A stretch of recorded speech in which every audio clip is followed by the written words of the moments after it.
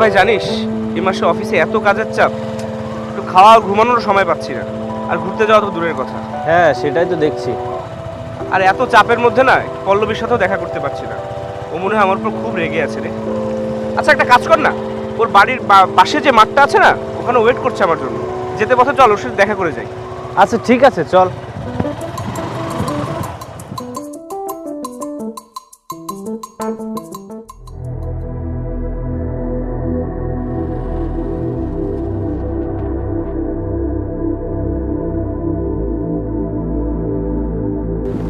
ভাই তুই এখানে একটু দাঁড়া, আমি ওর সাথে দেখাটা করেই চলে আসছি।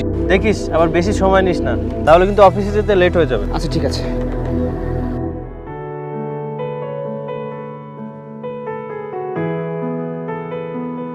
সরি, সময় বের করতে পারছি না, আজকাল অফিসে এত কাজের চাপ, তাই তোমার সাথে দেখা করতে পারিনি। এসব তুমি আমাকে কেন বলছো? আমি কে তোমার? আচ্ছা হয়েছে, এখন রাগটা একটু কমাও তো। আমি যখন তোমার সাথে দেখা করতে আসিনি তখনও তুমি রাগ করেছিলে, আর এখন যখন এলাম তখনও রাগ করে আছো। তবে এভাবে যদি কাজের চাপ বাড়তে থাকে না, খুব শীঘ্রই আমরা বিয়েটা করে নেব। আচ্ছা শোনো, আমি এখন যাই তাহলে, নাহলে অফিসে লেট হয়ে যাবে, আর দীপ্তও দাঁড়িয়ে আছে।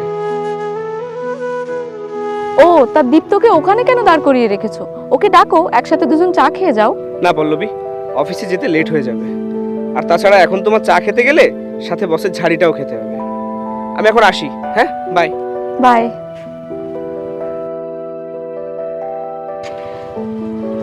চল চল চল, অফিসে লেট হয়ে যাচ্ছে।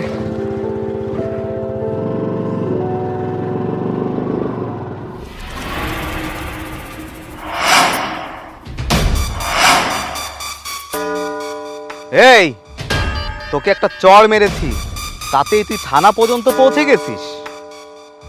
তোর এত বড় সাহস, তুই আমার বিরুদ্ধে পুলিশের কাছে রিপোর্ট লেখাবি? সাহেব, আমার অনেক বড় ভুল হয়ে গেছে, আমাকে মাফ করে দিন। এমন ভুল আর কখনো করব না। থানায় গিয়ে কি পেলি? তুই কি ভেবেছিলি পুলিশের কাছে গিয়ে ভাইয়ের বিরুদ্ধে